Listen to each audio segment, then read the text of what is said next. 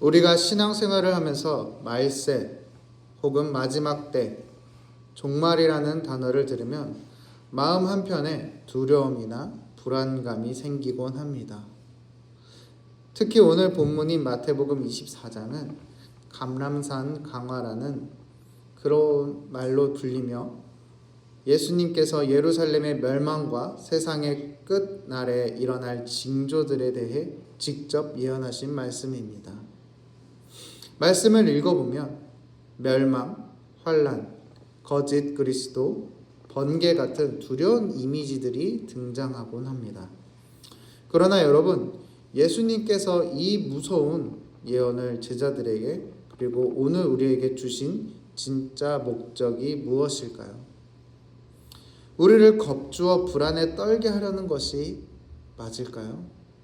아닙니다. 오히려 다가올 혼란 속에서도 우리에게 하시는 말씀은 절대 미혹당하지 말며 깨어 준비하여 흔들리지 않는 평안을 누리라라는 말씀입니다. 즉 우리에게 사랑의 안전수칙을 주신 것이지요.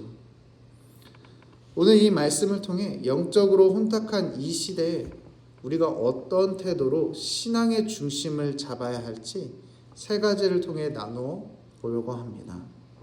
먼저 첫 번째는 세상에 대한 미련을 끊고 신속하게 피하라라는 뜻입니다. 예수님은 먼저 다니엘서의 예언을 인용하시며 멸망의 가증스러운 것이 거룩한 곳에 선 것을 보거든 산으로 도망하라라고 말씀하십니다. 역사적으로 이 말씀은 주후 70년 로마의 디도 장군이 예루살렘 성전을 짓밟고 파괴한 사건으로 성취되었습니다. 하지만 영적으로 마지막 때에 적 그리스도와 세상의 악한 가치관이 하나님의 거룩한 교회와 성도들의 마음을 짓밟려 하는 모든 영적 환란을 의미합니다. 이때 예수님께서 아주 강력하게 경고하시는 행동 지침이 있습니다. 17절과 18절을 보시면 되시는데요. 지붕 위에 있는 자는 집 안에 있는 물건을 가지러 내려가지 말며 밭에 있는 자는 겉옷을 가지러 뒤로 돌이키지 말지어다. 환난 때가 닥치면 가장 중요한 것은 생명을 건지는 것입니다. 그런데 요즘 사람들은 어떻습니까? 사람들은 집 안에 있는 돈, 귀금속, 밭에 두고 온 겉옷이 아까워서 머뭇거리다가 목숨을 잃을 때가 많습니다. 이 말씀은 오늘날 우리의 영적 상태를 찌릅니다. 우리는 마지막 때를 살아간다고 입술로는 고백하면서 여전히 세상의 물질, 명예, 성공이라는 집안의 물건과 겉옷에 무거운 그리고 무서운 집착을 갖고 있다는 것이지요. 우리 창세기에 나오는 롯의 아내를 보시면 됩니다. 소돔과 고모라가 불탈 때 그녀는 두고 온 재산이 아까워서 뒤를 돌아보았다가 어떻게 됩니까? 소금 기둥이 되어버립니다. 사랑하는 여러분, 우리는 세상에 대한 미련을 끊어내야 됩니다. 구원보다 더 귀한 것은 없다라는 뜻입니다. 주님이 오실 때 혹은 우리의 마지막 순간이 올 때에 내가 움켜쥐고 있었던 그 모든 화려한 것들은 한 줌의 먼지에 불과합니다. 사랑하는 성도 여러분, 세상의 겉옷들을 과감하게 내려놓는 결단을 하십시오. 예수님께서는 그것을 원하시고 계신다라는 겁니다. 두 번째는 무엇이냐면 표적과 기사에 미혹되지 말라라는 겁니다. 마지막 때에 나타난 또 다른 특징이 바로 거짓 진리의 범람입니다. 24절을 우리 다 같이 보도록 하겠습니다. 거짓 그리스도들과 거짓 선지자들이 일어나 큰 표적과 기사를 보여 할 수만 있으면 택하신 자들도 미혹하리라. 마지막 때가 되면 이단 사이비 거짓 선지자들이 우후죽순 일어납니다. 그런데 그들은 어설프게 오지 않습니다. 큰 표적과 기사를 보여줍니다. 병이 낫고 환상이 보이고 엄청난 종교적 카타르시스를 제공한다라는 것이지요. 그래서 택하신 자들도 헷갈리고 미혹될 만큼 교묘하게 찾아온다라는 겁니다. 그리고 그들은 속삭입니다. 보라, 그리스도가 광야에 있다. 보라, 골방에 있다. 우리 교회에만 구원이 있고 우리 목사님, 우리 교주님만 특별 계시가 임해서 이 신이 인간의 몸으로 왔고 이 세상을 구원하러 오셨다라고 미혹합니다.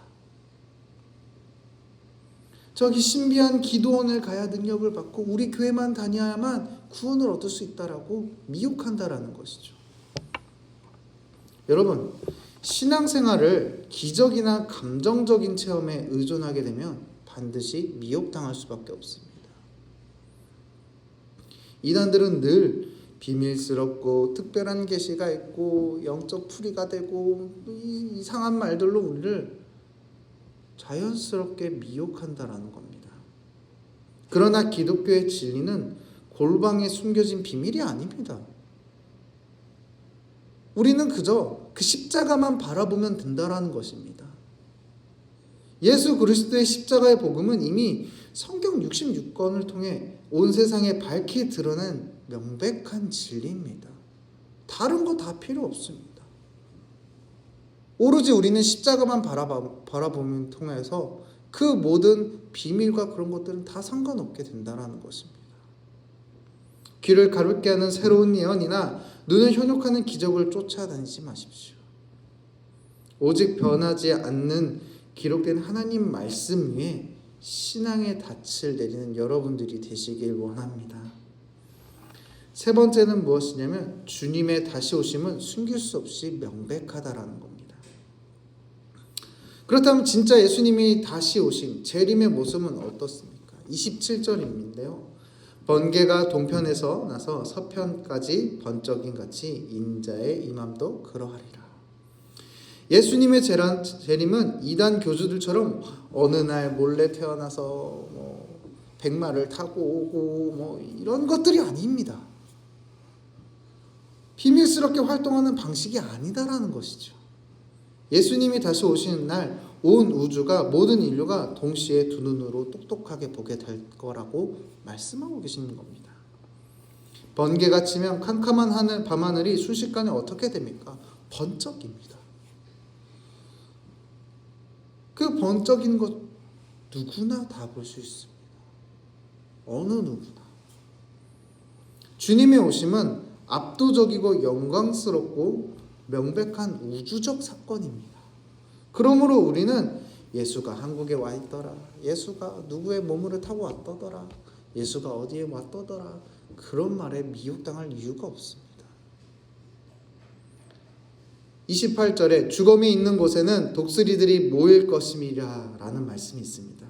이것은 당시의 속담으로 시체가 있는 곳에 독수리가 떼지어 몰려드는 것이 당연하고 명백한 이치인 것처럼 예수님의 심판과 재림은 역시 누구나 그 누구도 부인할 수 없이 확실히 일어나게 될 것이라는 것을 뜻하고 계신 것입니다.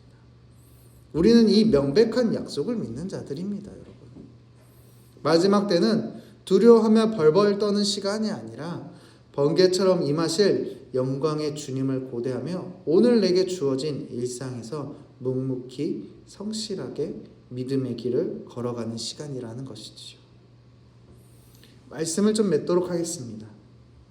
오늘 예수님은 환난과 혼돈 시대에 살아갈 우리에게 세 가지를 당부하십니다. 첫 번째, 세상의 겉옷에 미련해 두지 말고 영원한 구원에 집중하라. 두 번째, 기적과 신비주의에 현혹되지 말고 오직 말씀에 굳게 서라. 세 번째, 소문에 흔들리지 말고 영광 가운데 분명히 다시 오실 주님을 소망하라라는 것입니다. 사랑하는 성도 여러분, 세상은 갈수록 혼란스럽고 악해질 것입니다. 그러나 우리는 두려워할 필요가 없습니다. 이 모든 역사의 주관자가 바로 우리를 사랑하사 자기 목숨을 내어주신 예수 그리스도이시기 때문입니다. 오늘 하루 뒤를 돌아보게 만드는 세상의 유혹을 끊어내달라고 기도하는 여러분들이 되시길 원합니다.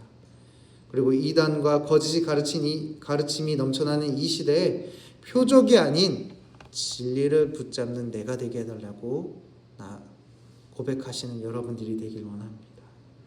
비록 오늘 우리의 삶이 고단하고 눈물 날지라도 번개처럼 임하셔서 우리의 모든 눈물을 닦아주실 그 주님을 바라보며 넉넉히 승리하시는 여러분들 되시기를 간절히 축원합니다. 기도하겠습니다. 사랑과 은혜가 충만하신 하나님 아버지, 오늘의 말씀을 바라봅니다. 우리는 세상에 겉옷 정말로 많은 것들의 미련을 갖고 있습니다. 돈과 명예, 내 자식의 잘됨, 이런 것들의 미련이 너무나 많습니다. 하지만 주님, 그것들보다 먼저 우선시 돼야 되는 것은 주님의 구원입니다. 그 영원한 구원에 집중하는 우리가 되게 하여 주시옵소서. 또한 우리가 기적과 신비주의에 너무나 현혹될 수 있는 쉬운 세상을 살고 있습니다. 핸드폰을 켜봐도 말도 안 되는 자들이 나와서 기적을 일으킨다라고 우리를 현혹하고 있습니다. 주님, 그러나 우리는 그것들을 바라보지 말고 진리이신 그 하나님, 그 아들이신 예수님을 바라보며 말씀에 굳게 서는 우리가 되게 하여 주시옵소서. 또한 우리가 그 소문에 흔들리지 않고 분명히 다시 오실 주님을 소망하며 우리의 하루하루를 묵묵히 살아가며 그 믿음 안에서 나아가는 귀한 우리 당산동교회 성도님들 되게 하여 주시옵소서. 언제나 주님만을 바라고 주님만을 의지합니다. 살아계신 예수님의 이름으로 기도드리옵나이다.